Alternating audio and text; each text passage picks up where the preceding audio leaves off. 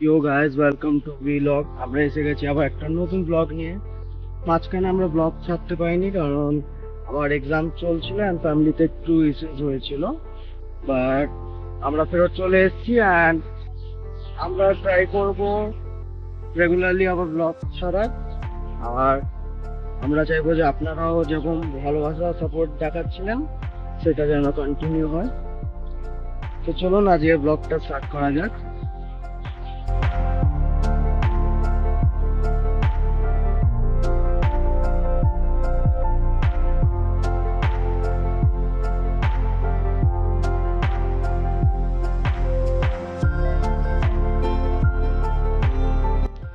তো আমরা এখন গাড়িতে উঠে গেছি।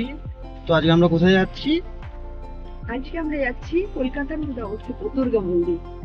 দুর্গা মন্দিরটা খুব বাড়ির কাছেই আমাদের, বাইপাস ধাবা আছে, বাইপাস ধাবার কাছে। তো চলুন কিভাবে যাচ্ছি, কিরকম কি দেখছি, কি লাগছে, কিভাবে পুজো দিতে হয় সবগুলো আমরা দেখতে পারবো এই ভিডিওর মাধ্যমে।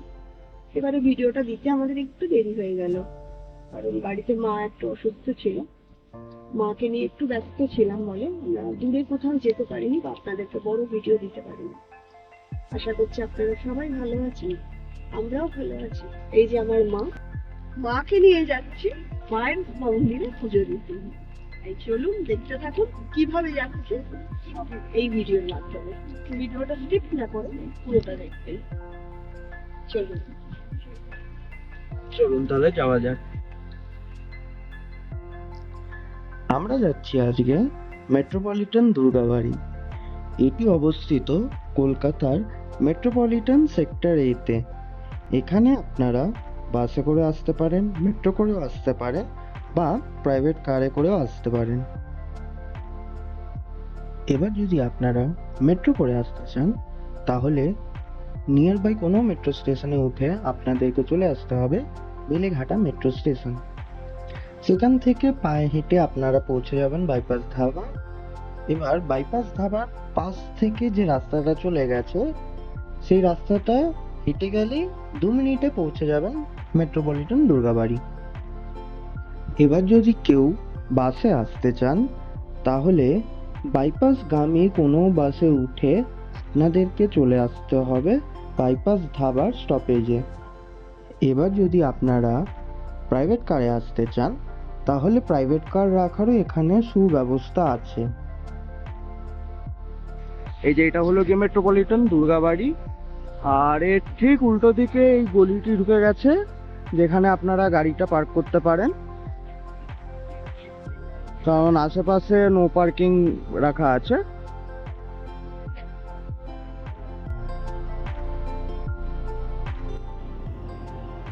মন্দিরের একদম ঠিক পাশে জুতো খোলার জায়গা আছে যেখানটা আপনারা জুতো খুলে রাখতে পারেন মন্দিরে প্রবেশ করার আগে। ঠিক ডান দিকে আছে পূজা ঘর, যেখান থেকে পেয়ে যাবেন আপনারা পুজো করার যে কোনো সামগ্রী, যেমন পেয়ে যাবেন ফুল, ফল, প্রদীপ, মিষ্টি বা লাড্ডু। हाँ राम राम राम बोलो राम।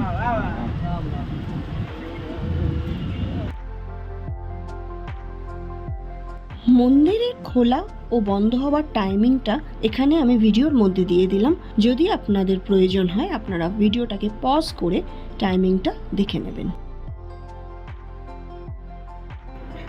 এই দুর্গাবাড়ি মন্দিরটি চারদিক থেকে 4টে মন্দির দিয়ে ঘেরা। মন্দিরে প্রবেশ করতেই আপনারা দেখতে পেয়ে যাবেন দুদিকে 2টি সিঁড়ি চলে গেছে। ডান দিকে সিঁড়ি দিয়ে প্রথমে উঠলে আপনারা প্রথমেই দেখতে পেয়ে যাবেন বজরংবলীর মন্দির। এবারে আপনারা যদি বাদিকে সিঁড়ি দিয়ে প্রথমে ওঠেন তাহলে আপনারা দেখতে পাবেন জগন্নাথ, বলরাম ও সুভদ্রা দেবীর একটা মূর্তি আর রাধাকৃষ্ণের এক মূর্তি দেওয়া একটি মন্দির।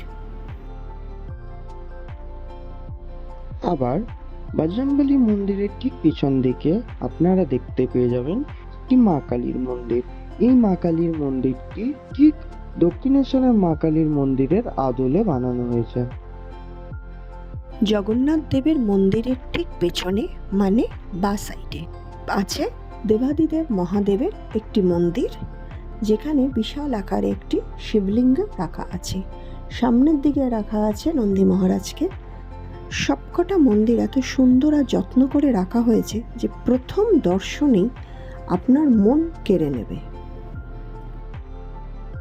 এবার মা দুর্গার মূল মন্দিরটি দেখানোর আগে আমি আপনাদেরকে মন্দিরের পিছনটাও দেখিয়ে রাখতে চাই, যে পিছনটাও কত সুন্দরভাবে এরা কাজ করে রেখেছে নটরাজের মূর্তি দিয়ে দেওয়ালগুলোর উপরে।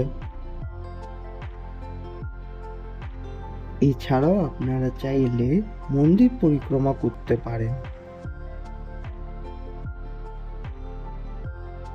চলো এবার তোমাদেরকে নিয়ে যাই সেই মেন মন্দিরে, মানে মা দুর্গার দর্শন করাতে।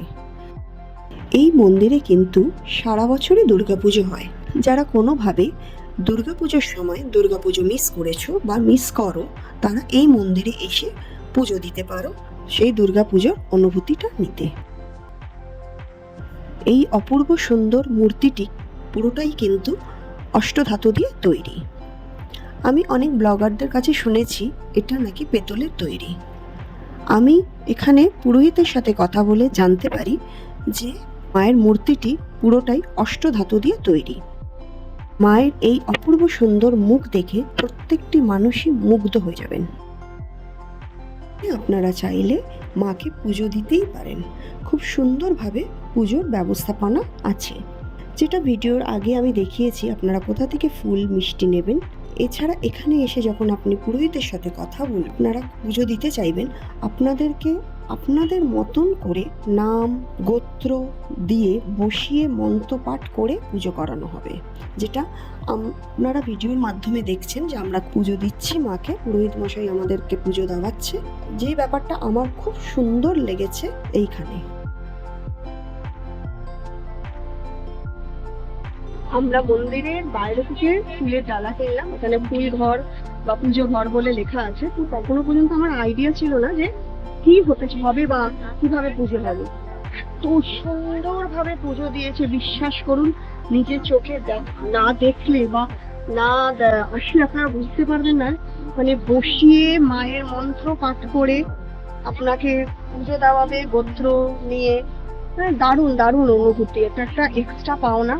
আমি তো ভেবেছিলাম আমার কাছটা মন্দিরে যেরকম আমরা ফুলের ডালা দিয়ে দিই, ওনারা পুজো করে আমাদের হাতে দিয়ে দেন, কিন্তু এখানে অদ্ভুত শান্তিতে বসে ওনারা মায়ের পুজো আমাদের হাত দিয়ে করান।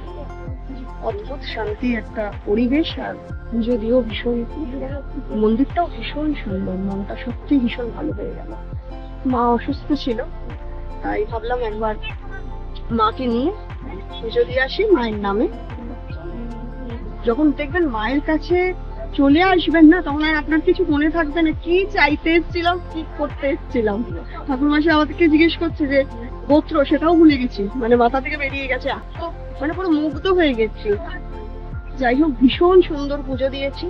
একবার পারলে এখানে আসুন। বাইপাস ধাবাটা যে আছে, একদম বাইপাস ধাবার গা লাগিয়ে যে রাস্তাটা চলে গেছে, একটুখানি গেলেই আপনারা দেখতে পারবেন এই মন্দিরটা। এটাকে ওরা আই থিঙ্ক বলে মেট্রোপলিটন দুর্গা মন্দির। আপনাদেরকে আরতির সময়টা একবার জানিয়ে রাখি। এখানে দুবার আরতি হয়। একবার হয় দুপুর 1টার সময়, আর তারপরে হয় সন্ধ্যে 6টার সময়। 6টা থেকে 7টা, 1 ঘন্টা এখানে আরতি হয়।